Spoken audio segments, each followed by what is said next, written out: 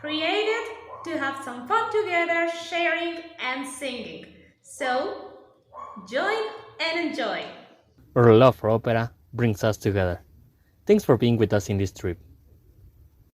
And so, welcome everybody to another dissection program. Today's episode is for one of the out of the many beautiful creations by Maestro Mozart. We have one of his very beautiful pieces from the opera Le Nozze di Figaro, the aria by Cherubino, well known as Voi che sapete, but that Katia is going to share us a little part of a surprise that it was for us while we were working on this piece, and that maybe for some of you is going to be a surprise as well.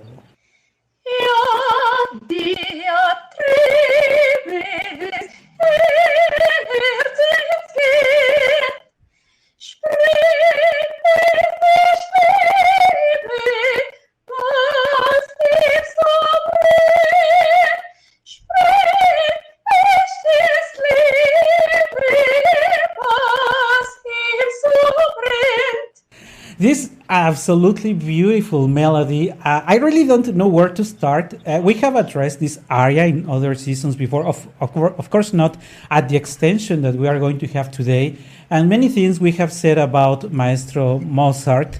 But I think that a good place to start is to say that even though this aria, this Voi che sapete, is usually given to beginner singers, this is kind of a cruelty because it is extremely difficult. If you ask me, what do you want to sing, Verismo or this aria, I would say Verismo.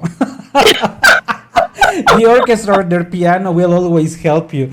But with such an exposed aria as it is Voi che sapete, because the orchestration is close to very, very, very, very light, a very light melody with you in the background, and so it is all your voice and projection and intention. But before we go to that detail, we also need to mention that Katia just sang a part of it in German. Surprise to everybody, because Maestro Mozart should have written it in German, provided it was his native tongue. However, he chose to write Le Nozze di Figaro in Italian because he knew that it was the main language in which everybody was composing, but somebody thought that it would be a great idea to put it into German. So why don't we start there, Katia? Because the Voi che sapete melody is very well known because of the words that flow very easily in the Italian language. But when I was talking to you regarding this version in German, I was telling you that I couldn't picture in my mind the harsh sounds of German in such a beautiful flow as the Voi che sapete. So how did you figure these sounds of an unnaturally harsh language as it is German, with a beautiful flow of melody and vowels as it is Italian? Okay, well, in the first place, hi everybody, and well, I was surprised too when I found this German version, because like we have talked about in another chapters, in another episodes, Italian is a self-sing language. If you are speaking in Italian, you are already singing. So I think that Mozart chose Italian not just because it was probably the most popular or common language for operas in that moment, but because of its own musicality. So to sing this in German doesn't feel wrong, honestly, but I think that yes, it's completely different. But it works. The way I think everybody recognized the melody you sang. Still, you have to do some adjustments so that the melody flows fairly well. We know that the sounds of German are stronger. There are sounds that are even deeper, that are not natural. but I think the author of this version in German worked very hard in trying to make it work. But at the end, which one would you choose? Would you stay with the one in Italian, or would you take the German one? No, I will always choose the original language for any work because I think that composer made that choice for a reason. So in this case, totally, I prefer Italian.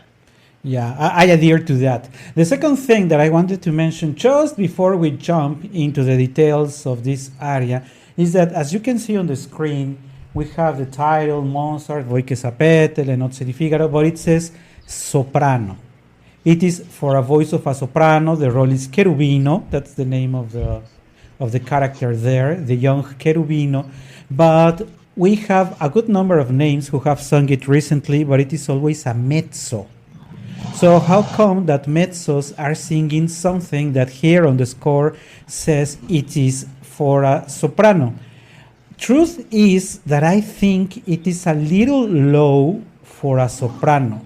I think it works much better for the tessitura of a mezzo, but it is weird to read that it is for a soprano, and it is supposed to be based on the original score, so it was really for the sopranos back then. At the end, well, it's good that mezzos have taken over. But we were also mentioning just before we started today's program that, in fact, I know that this is one of the very first arias that Katia learned and that presented on stage. So this is some sort of a contradiction because we say, yeah, it's good that it is mezzos, but Katia, being a high soprano, had it as one of her first arias. So thinking of that moment back then, some years ago, when you started your singing career, and you were given this piece by your singing teacher, and now your evolution vocally and dramatically, of course. How do you see the first time you approached to this aria by Cherubino? How was the Katia back then, and how is the Katia now? What is your perspective? How has it evolved in the understanding of the music and the characteristics of this aria? Well, now I try to understand why my first teacher thought for choosing this aria for me. And I think that as teachers, probably we have to take several points to pick our students' repertoire. And probably she thought that I would be obligated to work line because it's Mozart. And probably she thought that it would be a good idea because it doesn't have so many high or so many deep notes. So the pitch is like in the middle, and I think that probably she chose this aria for these reasons. Honestly, now I think that I can solve the lowest part. I think I can sing it feeling comfortable, but it's not my hit. I wouldn't choose this role. I wouldn't choose this aria for me now. I can do it, but no, I prefer to be Susanna, for example. Well, you can always be the Countess. I can always be Figaro. Yeah, and okay, so, it is very interesting when one looks back into the pieces that we learned when we were younger, because you can also understand where were you vocally. And of course, many times, if you don't remember or if there is no recording, maybe sometimes you recall it and say, I think the result was horrible. Or it was not. Now with a much better understanding of singing, you say, no, there is no way I could have done it properly. Now that you have a much deeper understanding of Mozart, now that you know the true challenges of singing his music, and this is what we are now going to talk about. We have referred in the past that Mozart is anything but easy. Mozart requires a perfect pitch, perfect or very close to perfect homogeneous voice, an excellent fiato, very good impostation. I mean, he needs everything. And if you're singing the Queen of the Night, he needs extreme super high notes. So. Or Constanze, if you're singing any of his higher roles, I mean, he wanted all. High notes, legato, fiato, technique, homogeneity, musicality. We also mentioned in the past, he requires a musicality that also is not that easily found. I took some time in watching some videos, performances of some mezzos around the Voike Sapete. I still adhere to Frederica von Stade. I still prefer her version. Frederica has a very good voice for this role. I was surprised to find a couple of them that I also liked a lot, but of course, among them, I found dozens of horrible results because what we said earlier, you exaggerate anything in Mozart and people will notice. You notice that it was exaggerated. I don't know what your advice would be, Katya, but for me, it's like taking a column of air and singing all the phrases in that. Of course, you need to breathe. Of course, you're not going to be 3 minutes without breathing, of course. But the example means it's like you take a huge column of air and over, like mounting a wave, you start singing over that wave.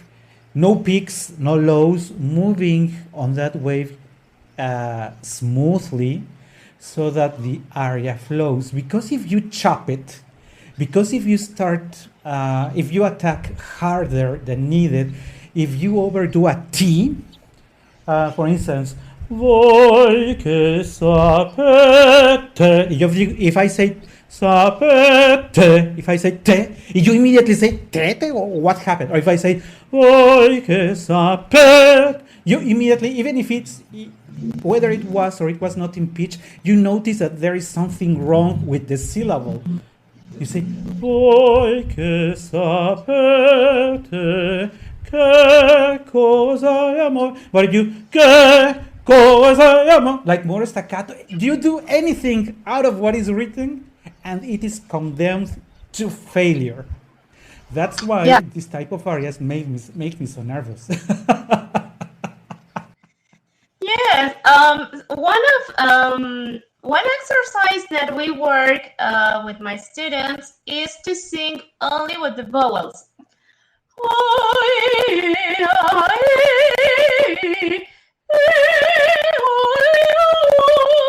When you're able to understand that it's just one line, one phrase, and you can feel like you're walking on clouds,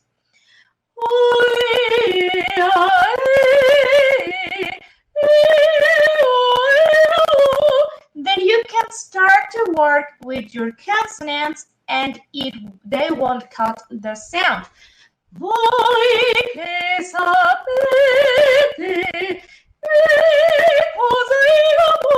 And it's not cutting off the line.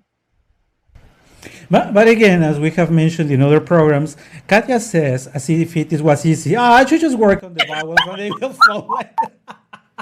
Because I practice every day, so it's easy now. So remember that for Katya, everything is super easy. So if you're running into trouble, I understand, we understand. We fully understand. It is just Katya that likes to say that everything is easy. But I understand that it is not. Because behind what she has said, you must be able to articulate with your mouth the sounds, the changes, and make it flow continuously and homogeneous, which of course is difficult, and mounting on a column of breath. Which, if you are stressed, because one of the things that happens when the singer is under stress and he's is that instead of relaxing the muscles and working properly with the diaphragm, they make it stiff. So instead of being able to work with them, it's so stiff that it even hurts, because they say that with having that strength in the ribs and the diaphragm, they are controlling it, and they are doing the opposite. So by the time they are by that time they are already running out of breath. So if you run out of breath, the amor, either you cut it, you chop it, or the final or sounds not well imposted, because you run out of breath. You are so worried about the air. Now it is impossible to give the same quality of sounds to each and every one, and moreover for the finals, because fortunately or unfortunately, depends on the way you see it, Maestro Mozart wrote it in blocks, phrases that give you space for breathing. But if you are not smart in breathing, you're going to fall into trouble. Because if by breathing you misplace the instrument, you will have a problem every time you start one of the phrases, because you moved something accidentally. I would like to refer to what Katia mentioned earlier, and maybe you can bring that example again. You said that it is not like stopping the car. You cannot sing Voy que sapete, stop in the car, a phrase, breathe, then ignite the car, sing, stop the car, ignite the car, because you're not going to get away with it. Would you like to add to that breathing and the phrases, Katia? Yes, when you are making this process, try to stay with your high impostation, because exactly we will find ourselves in trouble if we are singing like Voi che sapete che cosa è l'amor. Though if you're not staying high enough, though your sound will be low pitch, and the impostation will not be in the best place either.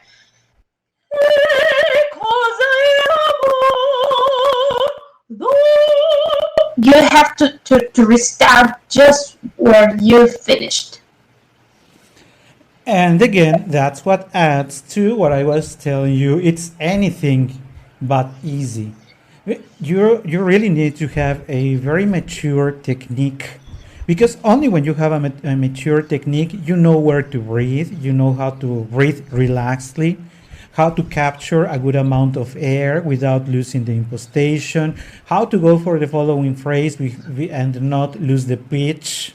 So there are, fortunately or unfortunately, too many things happening, and still you have to make it sound beautiful and very believable. And funny. If you're singing Caño, nobody cares about that, because you're going to say, no, pagliaccio non son. But here, you are not doing that. You don't have the orchestra all over yourself. You have almost no instrument with you. So each, not phrase, not word, each of the syllables will be heard by everybody in the audience. So let's move on. So the first phrase is Voi que sapete que cosa hay amor. We haven't mentioned that.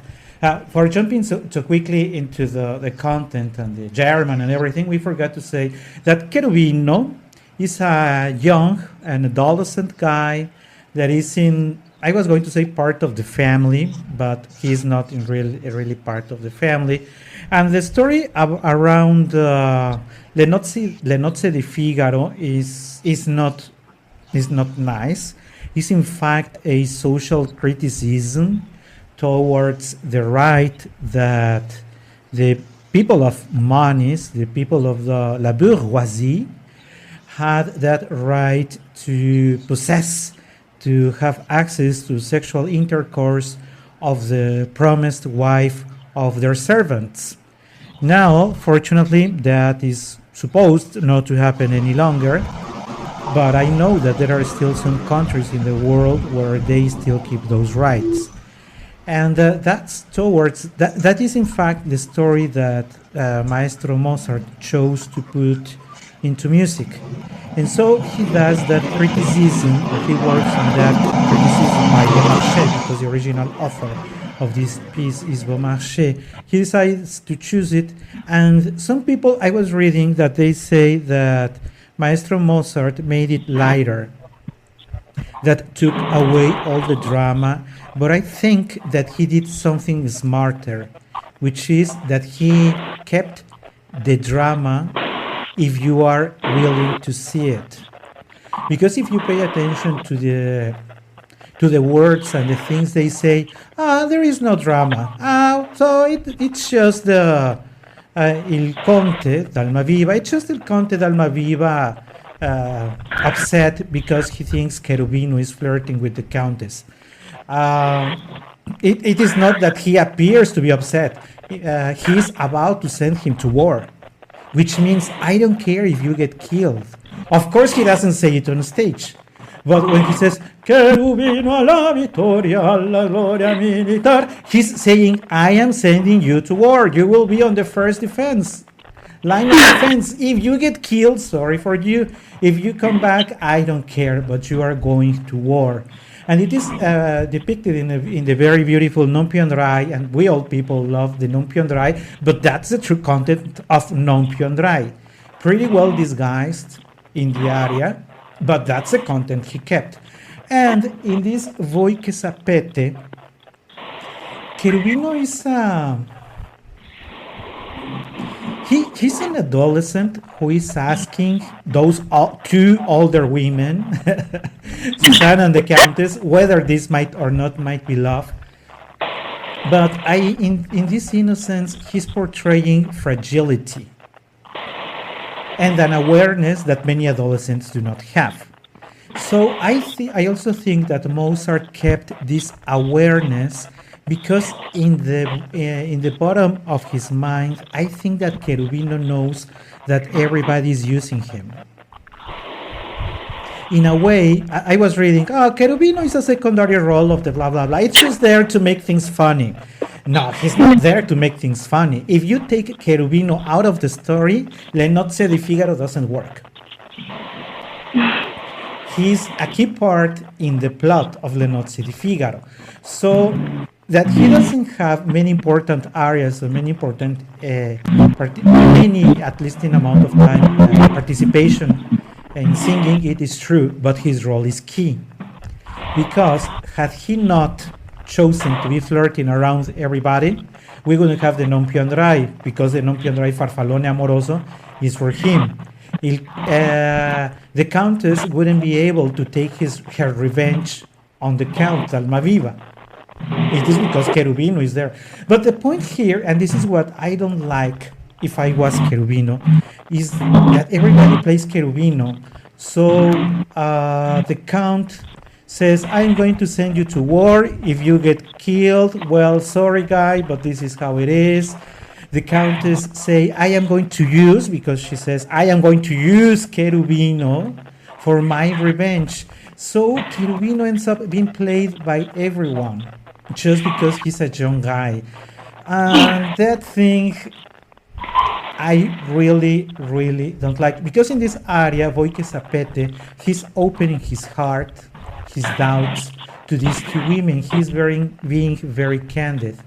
And in return, he will be played by the two elder women, which of course is not fair.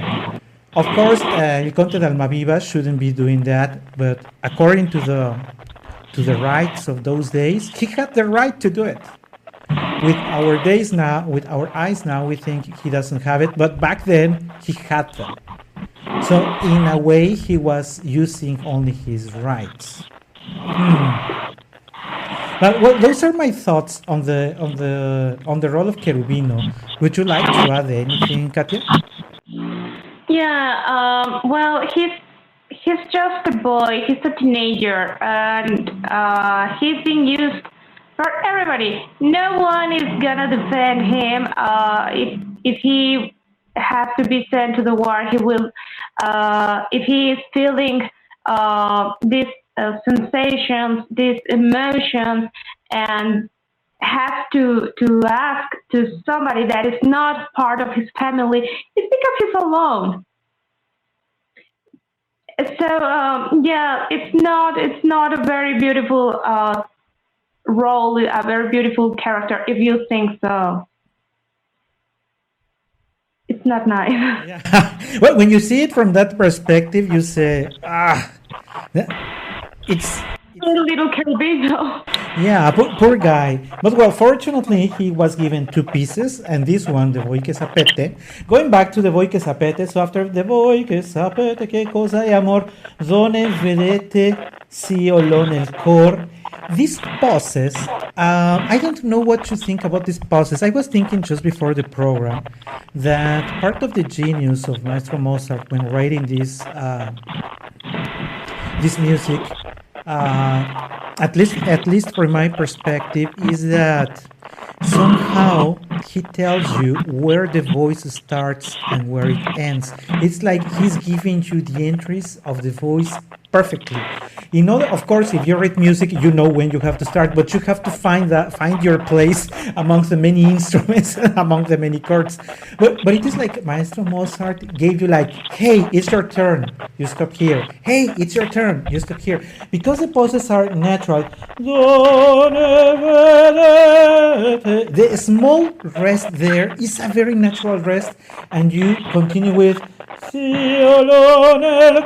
then there is another rest, but it doesn't sound unnatural.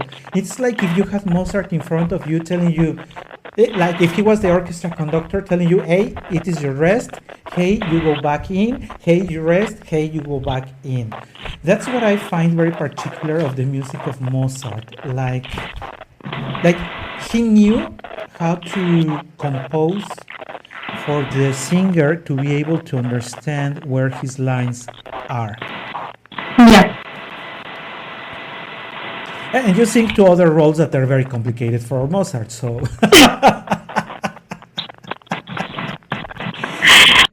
I wouldn't say that Mozart is my specialite, but yes, I'm a Mozartian singer and Mozartian soprano. So I know a lot of arias and Mozart repertoire. And even when it's not easy for many reasons, Mozart is very clear about what he wants. In that sense, it's easy to read. It's easy to understand. What is he asking to you? And besides that, as asking, also, I don't know if I can express it correctly, but please provide more information or your perspective, Katia. In a way, Mozart requires the singer to be like introspective in the sense of understanding what he expects the singer to do with his voice. He doesn't give you as many notations as Puccini, as we have shared on the screen. Legato, confondere, and many notes to guide the singer. Mozart does not that. It's like if he gave free liberty for the singer, but he's not really given a full 100% liberty, but like, hey guy, I'm giving you homework. You have to understand how you're going to do it, because in this you don't have any comment, any note on how he's expecting that sound to be emitted. But you as a singer need to think, do I release more voice? Do I keep the volume? Do I make it a little lighter? So there are all these, from my perspective, what Mozart does. Gives you, here's your material, study, do it better, because if not, everybody will realize that you committed a mistake. Yeah, well, you have to understand the character and the context, and and then you can find between the lines what is Mozart asking for you in this piece or this one another. In this case, well, you are a boy that is discovering yourself. How would you say "Don vedete violone nel cor"?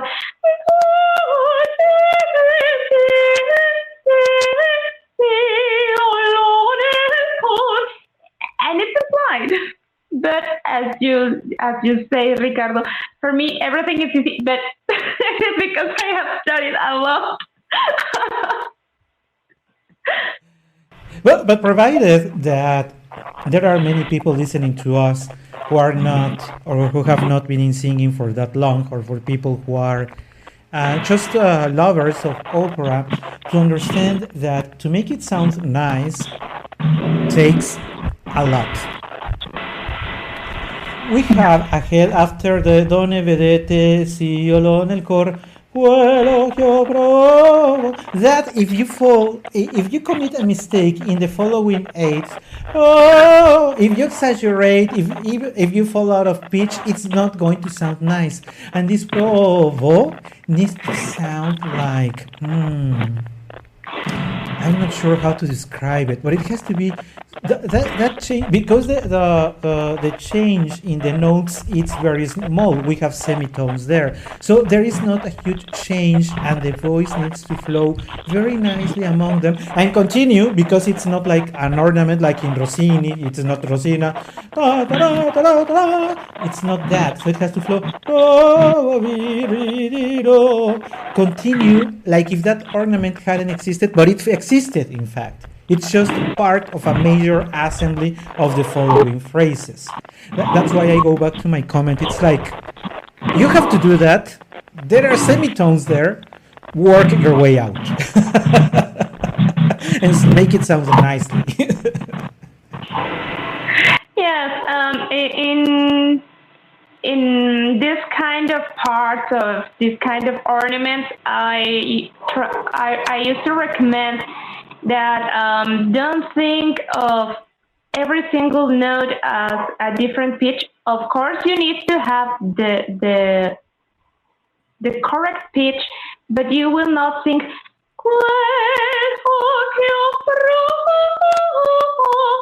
because it's not Mozart's idea. Don't try to read one pitch above the other, not up and down. Try to read one in front of the other.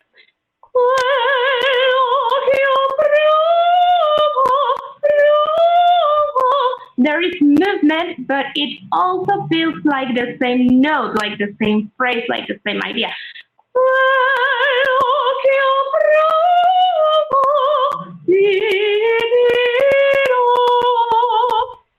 And it gives a sensation that it's just the same note moving a little bit. This idea of being the same note, of course, they are not the same notes. We know they are not the same notes. And remember that I read the score, the printed one that I have to my right. So in the screen, I have left you with the wrong part of the score, but I am going to put it now. This one, we read it all. We are there now. You have it on the screen. But sorry, going back to the idea of in a continuous, even if it is not the same note, because we know we are singing different notes. That's why at the beginning of the episode I was telling you, it's like you have a huge column of air, and mounted on that column of air, you are singing your notes and your phrases and your syllables and your consonants and your vowels. Because if you're mounted in the same column of air, then everything flows. But if you think of different, I'm going to make a pause nel cor because I have a rest there. Cor, quello che ho provo. Because besides sounding out of place, because you come from a given mood, nel cor, quello che ho provo, you have to find a way that your voice sounds comfortable. Because if you don't find a right way to sing it comfortably, you're going to be very tired by minute seconds. If you put way too much pressure in your glottis, you're going to feel like strangled, and the sound will sound like strangled. Because that is one of the many mistakes that people who sing Mozartian roles do. They think that they have to take out all the vibrato and sound very plain, like childish. And they say, oh, it is because it's Mozart. Mozart is not vibrato. No! Of course not. There is no way of thinking that way. Maybe you have misunderstood Mozart, but that is not Mozart. Mozart is sound with a beautiful, controlled, very well controlled vibrato. Otherwise, it's going to sound childish. And this is, even though he's an adolescent, a teenager, the sound is not childish. Again, easy to do.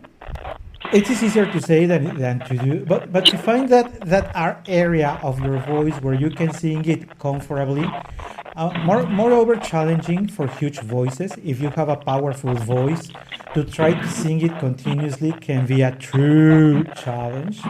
If you have a lighter voice, it's going to be much easier for you, but still, you have to find, if you have a light voice and you make it even lighter, it will not work. Well, it has to vibrate, of course, but well, it's not Tosca or Madama Butterfly.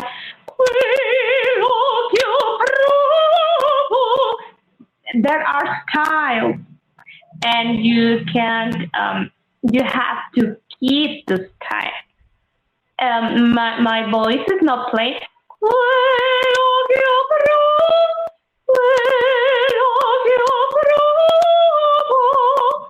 There is vibrato, but it's not a very large one. Take care with that. I also noticed that the one that I am putting on the screen has an acciaccatura in virridiro, and the one that I have printed does not have the acciaccatura. Well, you know, these things happens. Well, after e virridiro e per me nuovo capir non so. Even though we could read all the words of the Voi che sapete, I think that what we can adhere to is to the whole idea, because the whole idea of the aria is, listen ladies, this is how I feel, this is what I would like to understand of myself, please help me with that. That's all the idea of the aria. The overall composition, if you allow me the expression, is very simple.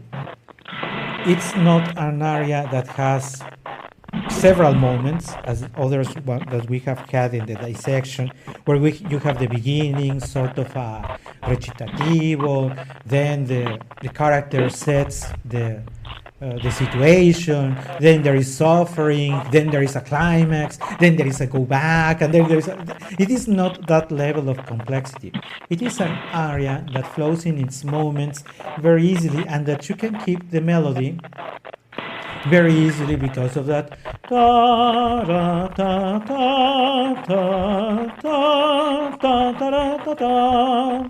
No matter what the words are in there, you still can keep the melody in your mind. And as in many melodies that we have shared in the past, that's part of what the composers know, that it is easy for the mind to retain. So they say, maybe nobody knows what Carmen says in but you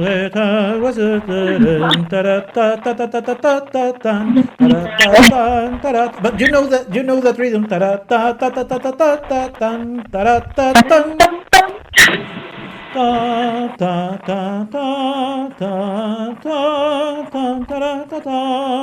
And of course with some changes in the melody, but that's pretty much the story, or the line of the melody that follows Voi che sapete. Of course there is a small change, let me find it. che ore martir, gelo e poi sento l'alma vampire. Let me find that part on the screen because I also wanted to talk about the low notes here because again you have to go for sort of high notes and find the right sounds so that you don't sound like Azucena in Il Trovatore. Because I'm Cherubino. Here it is. You're a young boy, not a witch.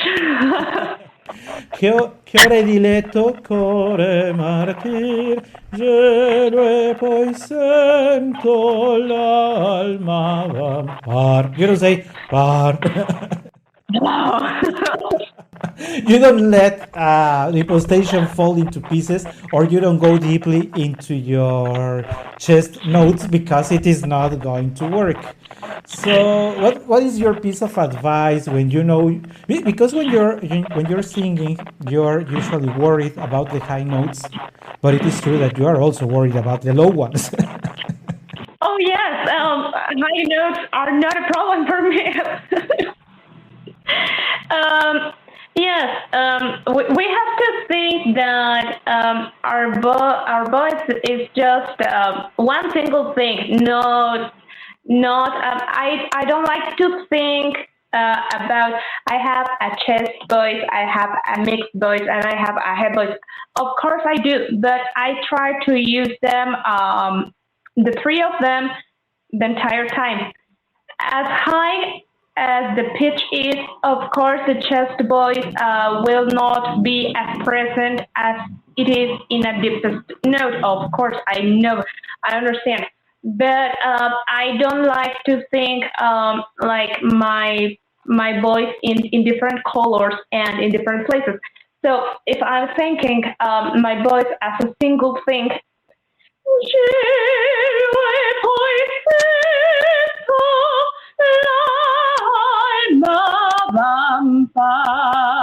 I'm already using my chest voice, of course, but I didn't lose my highest part.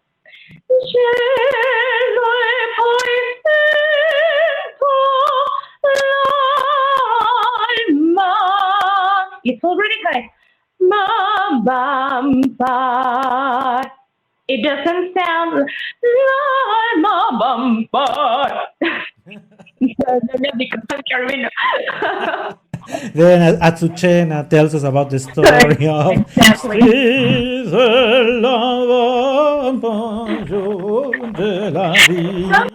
it works to think the pitch already in the opposite direction.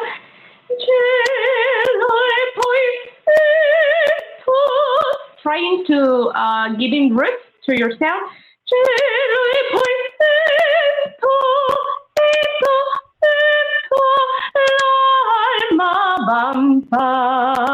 And it makes it sound homogenic in the same color. Yeah, absolutely. And again, she says, Katia says it's easy. It's easy, of course. Maybe we can remind you that if you want to book an hour of a lesson in singing with Katia, you can always find that in the shop in Ko-fi. You can book those hours with hers if you would like to go deeply into your voice and the things that she explains. But let's move, as we are almost running out of time, let's move to the end, because the end is very interesting. After the do ne vedete siolo nel cor, do ne vedete siolo nel cor, Mozart many times does not finish with a high note. It is not Puccini, it is not Verdi, it is not Bellini. No, nel cor! It is not that. It's completely out of place. I have heard some mezzos that say, well, I'm not going to sing a high note, but I am going to sing nel cor. When you keep cor for longer than needed, again, I insist, Mozart makes such a transparent music, such a perfect music, that you notice that something is out of place. So keep a note longer than needed, and people will notice. So adhere with what is needed. So you say, but hey, when are going to be people surprised about my tremendously beautiful and powerful voice? The answer is not in this area. Not here. Here, people are going to listen to the perfection of your diction, of your diaphragm control, the homogeneity of your voice, of the beautiful legato, many other things. But of your powerful voice, this is not the area. Definitely not. Don't even try it, I would say. Yes, in Mozart we have that the orchestra or the piano in this case in our scores. It's not just supporting you as a bass that can be ignored. As in other songs, we can find that the orchestra is just giving you chords and sounds that support your voice because it's the most important thing of the aria. In Mozart, everything is important, and there is always a dialogue with your orchestra or with the piano. So if you are making a longest note at the end, you're gonna you're gonna ruin the trills we find at the end, and they are as important as the parts that you already sang. So please end up and that's it. Yeah. Nel cor, and you then shut up. Yes, please. Anything.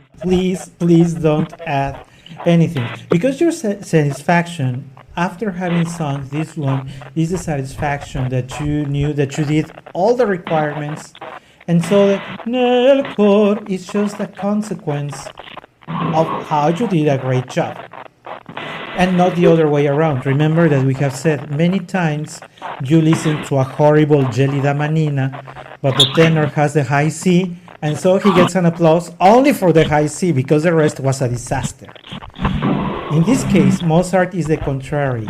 You work hard through each of the notes so that you get to deserve the applause. There is no easy way out in Mozart. There is no way you're going to get away with a good result with Mozart unless you have hard work behind you. Yeah, you don't have to impress anybody in your latest note. You already did it in the aria. Absolutely. And so we're reaching the end of today's program. Thank you everybody for listening to us. I really enjoyed every time I have the opportunity of listening Mozart. The Non più andrai, by the way, the Non più andrai is already scheduled for this October. So we will have an opportunity for Non più andrai. I also wanted to wrap up, and I think this is important, Katia. When we think of sopranos and tenors and baritones and basses in the Mozart repertoire, they are always sort of lighter voices.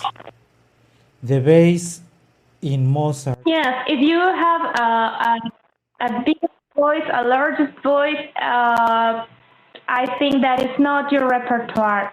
Not impossible. You can approach to some areas to practice, to exercise something in a specific, but I think it's not part of what are you gonna sing usually. Yeah, you'll have to work 2 or 3 times harder than other natural voices for the Mozartian repertoire. But think that if you're approaching to that music, don't approach it with, I am going to do it as I do it with Puccini or Verdi. Not at all. No, not at all. This is a separate way of doing things, as lovable as all the pages of music that Maestro wrote for us. Any final thought, Katia? Well, we can think of our voices as 2 different kind of horses. A wild horse, a powerful horse will work for something, and an elegant horse, a dancing horse will work for something different. Nothing is better than the other one. They're different and they work in different situations. So we have to learn from this and from this one, but they have different characteristics, and that's it. Respect your style and respect your voice. With that being said, thank you very much and see you next week for the following episode of Spectacular Singing. Thank you. You can follow our channel for the latest updates and more content. Opera We Love Singing, in just one word. Link in the description of the episode.